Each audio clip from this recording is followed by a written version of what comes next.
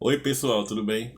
Meu nome é Álvaro e não se esqueçam, vamos estudar Jung. Bom pessoal, a Igreja Católica tem um novo Papa, tá?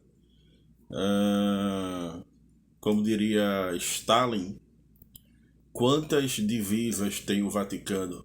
Né? Divisas é o número de exércitos. E a Igreja Católica fica sediada no Vaticano e o Vaticano não possui exército, né? Então, para Stalin, a Igreja Católica não valia nada, porque se não tem exército, que tipo de contribuição pode dar numa guerra, né?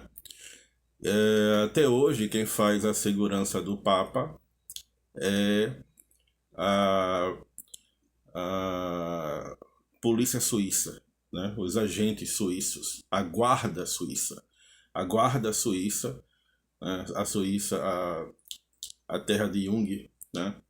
É que faz a guarda do Papa, né? Mas o que acontece é que a União Soviética não existe mais e a Igreja Católica continua aí, né? A União Soviética já desmoronou faz muito tempo. Eu era um pré-adolescente quando eu estava sentado na cadeira de balanço da casa da minha avó, vendo televisão e de repente o plantão da Globo, né? É, Estamos aqui porque não sei o que, é uma importante notícia. O ano foi 1992, né? A União Soviética não existe mais. Aí eu fiquei muito perplexo. Inclusive porque pré-adolescente, né? Um pensamento meio bobo assim, meio infantil ainda. No meu quarto eu tinha um mapa mundo que era a parede inteira. Sabe aqueles mapas que tem mais de 2 metros? Né? Mais de 2 metros, 3 metros, 3,75, quase 4 metros de mapa, a parede inteira do quarto. Né? Com o mapa mundo, eu ficava decorando os países, vendo os países e tal. E a União Soviética era um país gigantesco que era no centro do meu quarto, um país desse tamanho assim, um negócio assim. Aí eu fiquei pensando em como é que um país daquele de repente deixou de existir. Tá? Pois bem, a União Soviética não existe mais, o Vaticano não possui divisas, não possui exércitos, tá? Mas a Igreja Católica continua aí em pé e a desafiar certos ceticismos e certos materialismos históricos, né? Até porque uma grande novidade, que não é novidade pro Jung, tá, gente? Não é novidade pro Jung, mas uma grande novidade da antropologia e das ciências sociais atuais é a descoberta do soft power, né? É a descoberta do poder simbólico, né? Pierre Bourdieu escreveu muito sobre isso, né? É... Olha, o Papa não tem um exército à disposição dele, mas ele tem o poder simbólico de influenciar por meio da palavra, né? A política mundial. De modo que é uma eleição que chama a atenção para quem se interessa por política ou por religião. Não tem como fingir que não é um fato histórico, não tem como fingir que a partir de agora não se inicia uma nova era no mundo que vai trazer consigo toda uma série de valores e de marcas típicas de um novo pontificado que vai sim exercer influência uh, no mundo, né? Que vai exercer uma vasta influência em bilhões de pessoas no mundo. Tá? Eu gostaria de, com esse vídeo, né, uh, falar um pouco mais sobre essa questão da psicologia do Jung, da psicologia e da religião, certo? Uh, Pegando o exemplo católico, tá, gente? Não que aqui no canal eu só fale de catolicismo, evidentemente, porque eu já fiz minicursos sobre espiritismo, mais de um, tá? Os fundamentos psicológicos da crença nos espíritos e a psicopatologia dos fenômenos ocultos. São 2 minicursos aqui no canal, 2. Eu falo muito do espiritismo. Eu já fiz um minicurso sobre O Segredo da Flor de Ouro, em que eu falo bastante do budismo tibetano e também do taoísmo, né? E no minicurso Como Atender Crianças na Clínica Junguiana, todo o minicurso é estruturado a partir de uma imagem arquetípica presente em um mito hindu, né? Da religião hindu.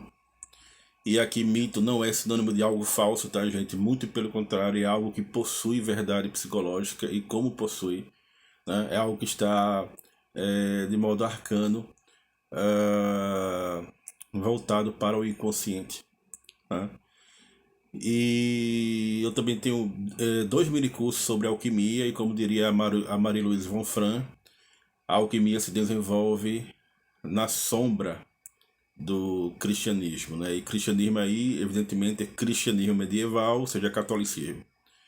Então eu tenho, porque o cristianismo medieval é católico, né? A reforma protestante é a partir de 1517. Então assim, eu falo de várias religiões aqui no canal, inclusive de perspectivas para-religiosas, paranormais. Tem um minicurso inteiro sobre parapsicologia aqui no canal, né? Eu tô pensando em dar aqui no canal 3 minicursos sobre budismo. Um que é mente e espírito, outro que é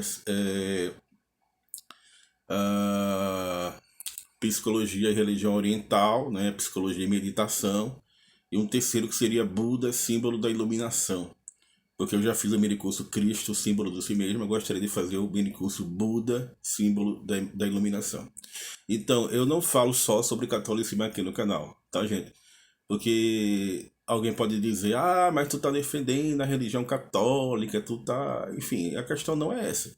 Se bem que, com o minicurso que eu fiz sobre a missa católica, eu ganhei muitos amigos católicos, muitas pessoas católicas se inscreveram no canal, inclusive há um padre, há um sacerdote católico aqui inscrito no canal, tá? E eu agradeço muito as pessoas, os católicos que assistem o canal. De repente, porque eu fiz o minicurso sobre a missa, que é uma pesquisa do Jung, que está nas obras completas do Jung, que é um volume inteiro do Jung, só sobre a missa, o símbolo da transformação da missa.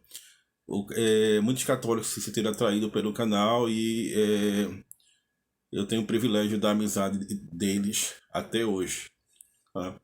Então, gente,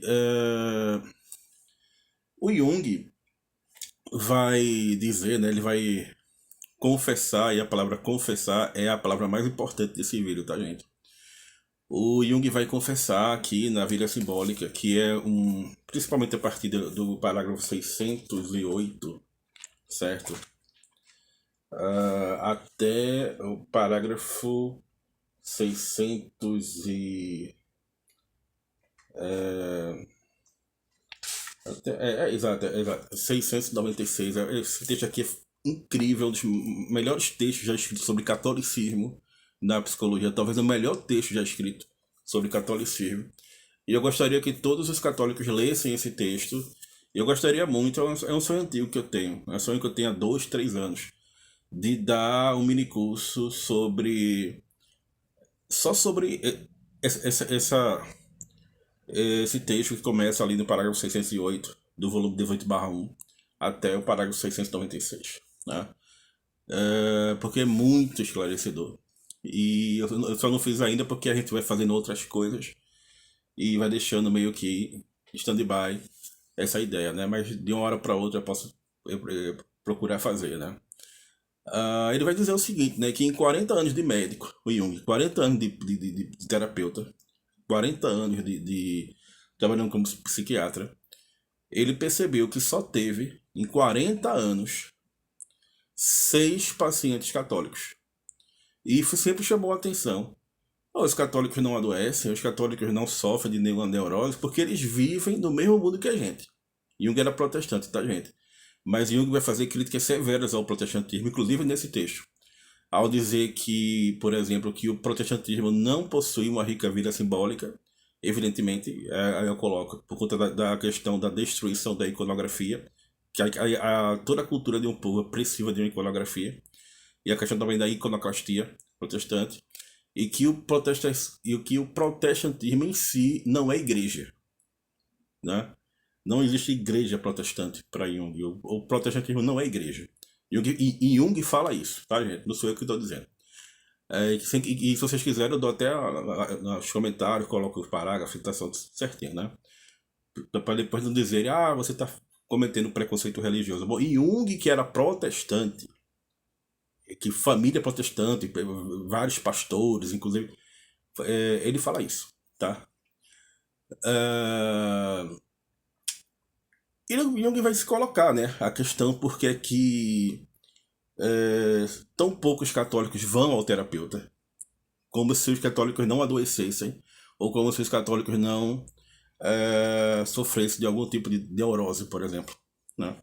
E aí ele vai investigar, Jung era um baita investigador, e começa a entender, ele vai perguntando aos católicos que ele conhecia. Ele conhecia alguns católicos, chegava para ele, posso conversar contigo? Pode, eu queria te fazer uma pergunta, tá? Porque, né? Eu faço isso com os católicos, tá? Álvaro, eu faço isso com os católicos, né? A Jung perguntava, quando você adoece, quem você procura? E aí os católicos diziam, eu procuro o meu diretor de consciência, procuro o meu diretor espiritual, eu procuro o sacerdote da minha paróquia, porque eu me confesso com ele e depois eu saio. Aí, palavras minhas, eu saio tranquilo, eu saio revigorado, eu saio em paz dessa confissão. Aí Jung, E era uma resposta que ia se repetindo nas perguntas que Jung fazia para os católicos. Vem cá, quando tu adoece, quem tu procura? Eu procuro meu padre, eu procuro o sacerdote. E Jung começa a registrar isso. Aí Jung percebe que a prática da confissão, tá, gente? E no dia que o padre e bispo, porque todo bispo é um padre, né? Não existe bispo que não seja padre. Nem todo padre é bispo, mas todo bispo é padre. Que o padre e bispo Robert Francis Prevost foi eleito Papa com o nome de Leão XIV, que inclusive um título muito imponente, né? Tava tendo faxina aqui em casa no momento, e aí o livro Confissões de Santo Agostinho caiu da estante aqui no chão. Eu percebi que isso era um sinal, né? Inclusive, o Papa eleito é agostiniano, tá? Confissões de Santo Agostinho. E esse livro aqui, ele tá bem velhinho, porque 20 anos atrás, mais de 20 anos atrás, quando eu fazia mestrado em Ciências Sociais, eu lia muito esse livro. Santo Agostinho é um autor fundamental da minha formação intelectual. E eu tive 2 orientadores no mestrado, e todos eles se queixaram que eu estava lendo mais Santo Agostinho do que a sociologia moderna, né? E aí eu ficava calado, né? Porque talvez eles pudessem entender que há mais sociologia em Santo Agostinho do que em muitos sociólogos contemporâneos, né?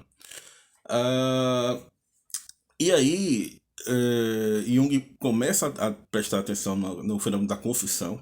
O que é a confissão, tá, gente? Vou dar uma definição católica e vou dar uma definição psicológica. Evidentemente, a definição psicológica que eu vou dar é uma definição o quê?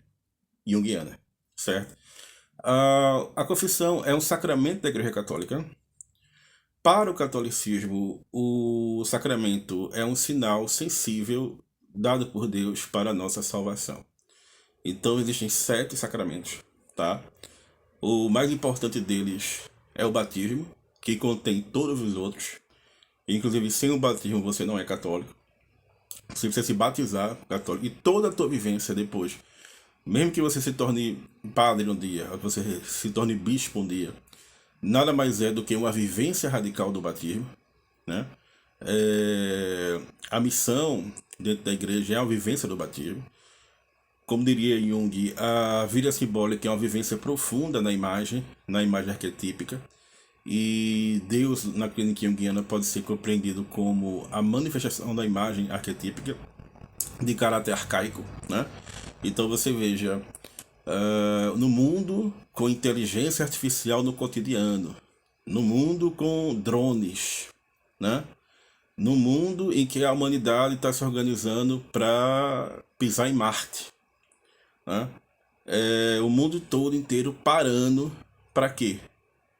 Para ver a fumaça de uma chaminé, ou seja, a questão do arcaico, né? Então o Jung estava muito certo. Tem um vídeo que eu fiz sobre a ancestralidade e a importância da psique. Quer dizer, uma coisa tão arcaica, um fogo, uma chaminé, uma fumaça. Uma coisa muito arcaica. E o mundo, a humanidade, né? A humanidade é figura de linguagem, né? É uma hipérbole. Bilhões de pessoas voltando a sua atenção para isso. No mundo de inteligência artificial, drones, no mundo em que as pessoas se preparam para ir para Marte e tal, enfim. A questão do arcaico, né? E do simbólico. Ah, confissão, no sentido católico, é isso. Né? Uma vez eu perguntei a um católico, eu tava comendo no McDonald's, tinha uns católicos conversando, eu senti que eles eram católicos pelas conversas dele. Não, porque amanhã tem missa, a gente tem que ir em tal lugar. Isso faz muito tempo, tá? Faz 3, 4 anos isso. A gente tem que ir não sei o quê, porque é pastoral não sei o quê, porque tem que ser... Eu senti que eles eram católicos e pela forma como eles falavam, eles tinham muita capacidade de retórica argumentativa. Eu me sentei do lado deles, eu posso fazer uma pergunta? E eles falaram, pode. Eles ficaram meio assim no começo, né? Achando que eu ia perturbar com eles, achando que eu ia tirar alguma onda com eles, porque achando que eu ia demonstrar alguma intolerância religiosa com eles. Aí eu perguntei, olha, todo o sacramento da Igreja Católica possui uma substância correspondente, certo? Visível. Por exemplo, o batismo é a água, a Eucaristia, que é um sacramento da Igreja Católica, é o sangue. Qual seria a substância visível da confissão? E aí, sem piscar, o que eu perguntei, né, que eu estava mais falando na hora, ele falou as ações, né, as ações, os atos. Aí eu falei, muito obrigado. Então eu compreendi um pouco mais sobre a confissão, né. Para Jung, a confissão, no sentido clínico, possui toda uma relação com esse aspecto inconsciente do sacramento. Tá? Possui toda analogia com esse sentido inconsciente do sacramento, né? No aspecto irracional compreendido como um fator inconsciente. Evidentemente, não é um sinal sensível dado por Deus, porque Jung não vai manifestar não vai criar uma hipótese metafísica, tá, gente? Mas a confissão para Jung é o ato mais decisivo do trabalho terapêutico. Por quê? Porque é o primeiro passo da análise. E aqui no canal eu fiz mini curso inteiro sobre o que é a análise junguiana e focando muito na questão da confissão. Que geralmente o trabalho da análise, e o que é análise em Jung? A análise em Jung é um confronto com as imagens do inconsciente. Então, quando é que eu sei que eu estou sendo analisado? Quando eu estou vivendo o confronto com a imagem do inconsciente e um terapeuta junguiano está analisando esse confronto junto comigo, tá? A análise em Jung é um confronto com as imagens do inconsciente, mas esse confronto com as imagens do inconsciente só se torna analítico, segundo Jung, na prática da psicoterapia, a partir de uma confissão bem feita ao analista. Né? De uma confissão bem feita, em que o conteúdo psíquico, de modo mais ou menos, que é uma expressão perigosa, more or less, mais ou menos se esgotou naquele momento. Então a pessoa contou tudo o que ela sabia. E aí, quando é o esgotamento da consciência em relação ao conteúdo conhecido, é que começa o trabalho com o inconsciente. Sendo a confissão o primeiro passo, a segunda fase, a do esclarecimento, seguida pela educação e pela transformação, tá, gente? Cura em Jung significa transformação, tá? Jung vai investigando por que é que os pacientes católicos adoecem pouco, tá? E ele, pelo menos 2 casos clínicos, né? Pelo menos 2 casos clínicos ele narra, mas sempre na perspectiva de que primeiro você deve resolver o seu conflito de modo melhor possível com a sua prática religiosa, caso você tenha alguma prática religiosa, para depois tentar o terapeuta. Isso, na aula de psicologia, é para você levar um apagador na cabeça, né? Levar apagador na cabeça, que eu sou do tempo que os professores ainda batiam nos alunos, né? Castigos físicos em sala de aula, a diretora entrava no colégio, dava pedia tabuadas, que não quer errar, se dava uma tapa na mão, né? Peguei isso. Mas no curso de psicologia, isso é inadmissível. você dizia que primeiro você deve procurar um pastor para depois procurar um psicólogo. Eu acho que nenhum professor de psicologia que eu tive aceitaria uma frase dessa, uma perspectiva como essa. Se bem que essa é a perspectiva do Jung, tá, gente? Porque para Jung, religiões são sistemas psicoterapêuticos, certo? É por isso que eu fiz um minicurso aqui chamado Deus como Agente de Cura. Inclusive, a expressão Deus como agente de cura é uma expressão do próprio Jung. E Jung escreveu essa frase, Deus como agente de cura, aqui também, no 18, volume 18/1. Tá? Então, Jung sempre dá a perspectiva de pedir à pessoa, no caso o católico, de modo especial o católico, para que resolvesse seus conflitos com o seu diretor espiritual, o seu sacerdote. Tá? E aí, o caso clínico que fez com que Jung ganhasse uma bênção especial do Papa foi que ele conheceu uma senhora católica que morava em Roma. E essa senhora católica, uma vez ou outra, ia passar as férias de verão na Suíça e pedia para ser analisada por Jung. Né? E Jung tornou-se terapeuta dela. Só que na Suíça havia um mosteiro e essa senhora católica começou a frequentar esse mosteiro e começou a se confessar com um confessor desse mosteiro. Aí Jung, de modo um tanto jocoso, ele fala assim, só que essa senhora começou a se interessar demais por esse confessor. E esse confessor começou a se interessar demais por ela. Né? Isso gerou um certo escândalo na época. E aí o que aconteceu? A Igreja Católica interviu. Né? A Igreja Católica pegou esse sacerdote, confessou e colocou na clausura, né? Separou, tirou ele do mosteiro para colocar na clausura. E essa senhora católica ficou em prantos, né? Ela ficou sem chão, né? Ela ficou desestruturada por conta disso. Só que aí ela começou a ficar com muito ódio da Igreja Católica. Ela começou a ficar com muito ódio dos superiores católicos que separaram o sacerdote dela, né? Que levaram o sacerdote embora para uma clausura. E aí Jung, certo. Agora você pode confessar assim, assim, assim, conversando sobre confissão. Faça o seguinte, vá até o seu sacerdote, outro sacerdote, né? Porque pode ser qualquer sacerdote, mas vá até o seu, porque ela tem um sacerdote em Roma, ela morava em Roma. Vá até o seu sacerdote, no caso em Roma, e confesse a experiência clínica. Jung percebia que todo católico que usava o método da confissão como uma questão não apenas psíquica, mas existencial, progredia na análise. Essa senhora vai até Roma e confessa tudo ao seu sacerdote em Roma. E aí o seu sacerdote em Roma começa a ficar admirado, né? Como foi que você conseguiu fazer uma confissão tão bem feita? Aí ela falou, porque Dr. Jung me explicou, Dr. Jung me ajudou, né? E aí o sacerdote ficou tão fascinado que, como ele estava em Roma, a notícia correu, né, de que havia, de que aquele problema que estava acometendo a mulher havia resolvido, e chegou no Papa, e o Papa resolveu dar uma declaração de bênção especial e particular ao Jung. Né? Então esse foi o caso clínico que levou Jung a receber uma bênção especial do Papa. Tá? Então é isso, gente. Nós devemos cultivar a nossa vida simbólica. Foi divulgado que o cardeal Robert Francis, né, Prevost, agora o Papa Leão XIV, na época da pandemia, por exemplo, saía sozinho nas ruas com uma cruz na mão, né, a profissão sozinho. Eu lembro que na época da pandemia eu falava aos meus pacientes, já que eles ficavam muito em casa, que eles simbolizassem algo em casa. Eu falar em simbolizar, começou uma chuva aqui agora, né?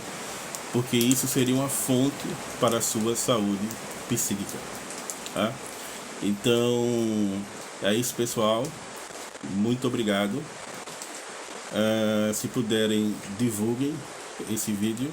Vamos acompanhar os próximos passos do Papa, que me parece ter o interesse em conteúdo social, porque ele é o Papa Leão XIV, o Papa Leão XIII escreveu nada mais nada menos que a doutrina social da igreja, a Rerum Novarum, mas ao mesmo tempo é um Papa que aponta para um caminho tradicional e necessário, pelas suas vestes, pelos símbolos que ele já começa a mostrar, né? As vestes litúrgicas e o certo comportamento também mais tradicional. É um Papa muito interessante. Me parece ser uma espécie de meio termo entre Bento XVI e Papa Francisco, certo?